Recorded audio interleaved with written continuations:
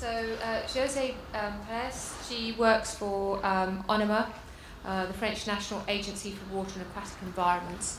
And you may or may not be aware that they've actually produced some quite interesting case studies right across the whole of France. And so I think she's going to talk to us a little bit about that and tell us a little bit more. Thank you, Jenny. So Jenny's done the presentation. I'm going to present a collection of river restoration examples that's been done, in France on hydromorphology. How is it being built and how we're going to share it and update it. So my presentation is going to focus on 4 points. First of all, I'm going to present how the Water Framework Directive is applied in France, very briefly, and how the restoration measures are implemented. Sorry, yeah, I'm used to that. And then, thirdly, I'm going to present the collection objectives and outcomes, and finally, how to make this collection a living tool. So, this is the Vezin Dam, 30 meters high, in northwest of France, in the Sélune River. The decision has been made in 2009 to remove that dam.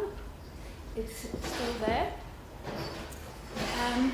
There is, following that decision, a local outcry, and still now there is local opposition about that project.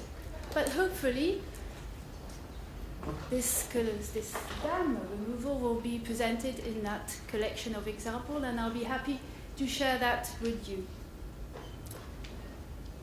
So, what about the Water Framework Directive in France? We have more than 11,000 water bodies, surface water bodies, lakes and rivers, which are represented by 525,000 kilometers of river.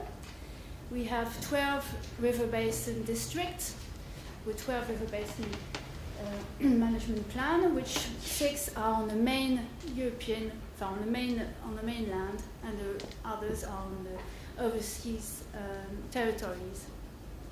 So in France, we have 3 main institutional bodies that are in charge of implementing the Water Framework Directive: the Ministry of Ecology.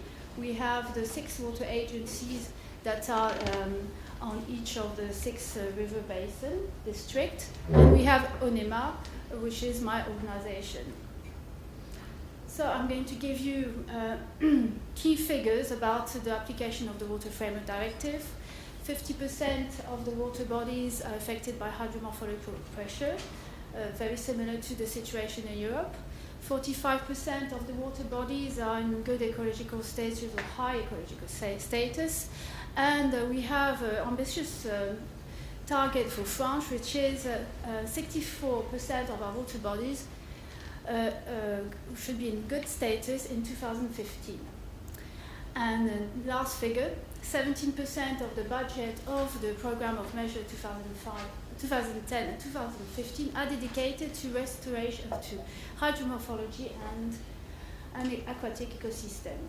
So there is a need, it is important to do a lot of work on river hydromorphology restoration in France. And is it possible to come a bit closer to the... sorry, yes. Okay, so I'll give you some information about how river restoration measures are implanted in France. We have funding sources available for each project, which can be funded up to 80% from different sources, from water agencies, from local authority and from Europe in some cases. And in France, we have a local river management basin plan, which we call SAGE, and local action plan, which the coverage is shown on that map. And these local plans are agreed with different the local decision makers, the local authority and the users, and also with representative of institutions. And they agree on objective actions for water quality, water resources, and also for ecosystem, the river ecosystem. And within that group, within that forum, they decide which restoration project can go forward, which one can be implemented. So this is a key stage in the implementation of restoration project in France, where everything is more or less decided. So what you need to know is that river and streams are mainly privately owned, and the river restoration projects are implemented by local authorities or local river syndicates that are formed around one catchment. And so in order to do these projects, in order to implement them, we need to convince the local stakeholders, the local community to get their support, and we need also to convince local authority and river syndicate to take on the project, to project manage it, because it's not the public institution at our level, ONEMA or water agency, that can take that role. So we thought, how can we do that? How can we convince them? Well, one way is to show what can be done in terms of restoration, river restoration, in a given situation, which is very particular, and to show the benefits of river restoration for the river and for the people. So show what benefit in terms of landscape, in terms of recreational activity. And this is how, in 2009, the ONEMA, the Sixth Water Agency, decided to build a project which is called the Collection of Examples.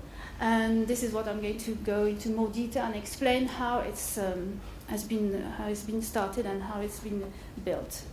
So the three main aims of that project is to promote a selection of river restoration examples amongst these potential local decision makers and local river council that could take on these projects, and select examples that can show benefit.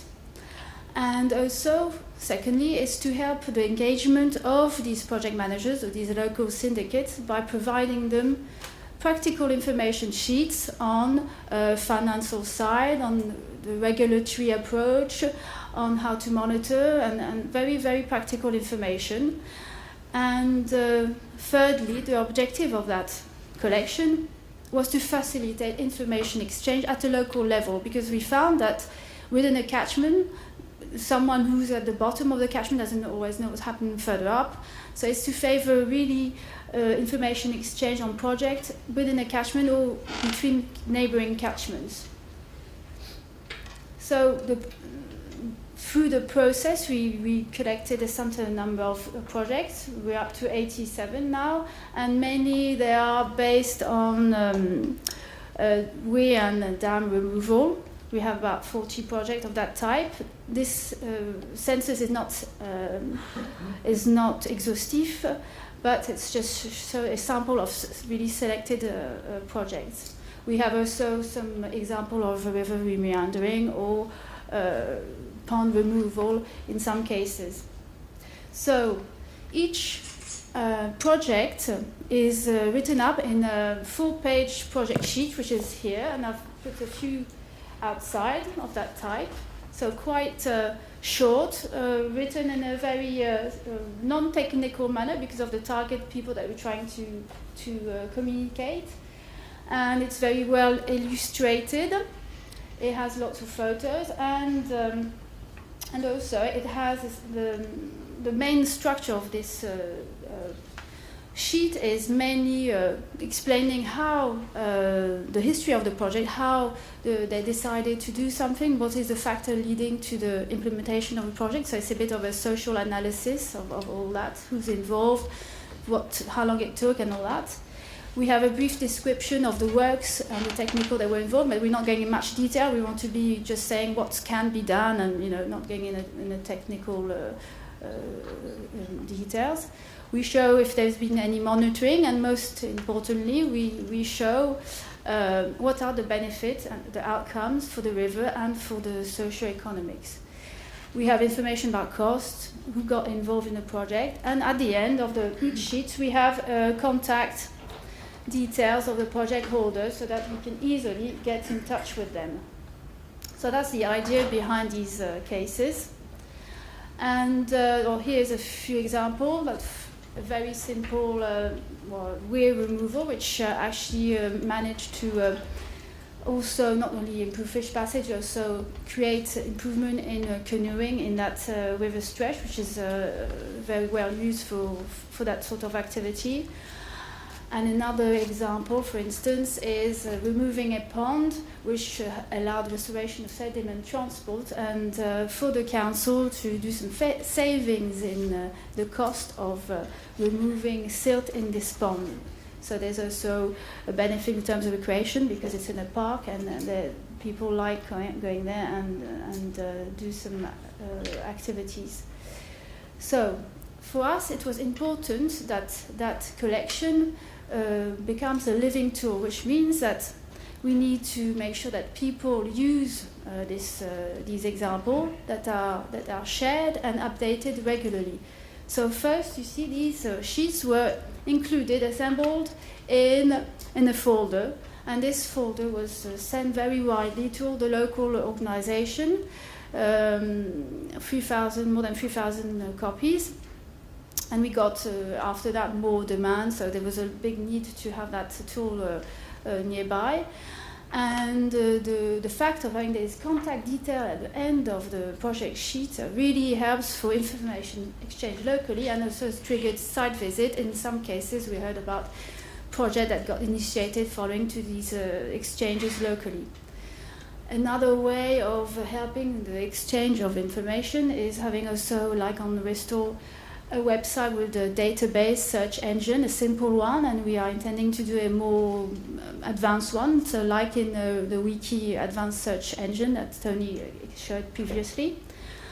And another way of sharing that information, we've started in 2011 to publish weekly articles on each of these examples every Thursday on our website, on my website. So it was like a rendezvous, a meeting. Every Thursday you would have a description of a restoration, and people would go then log on to find more about it. So it was quite successful. We got about 30,000 visits on our website.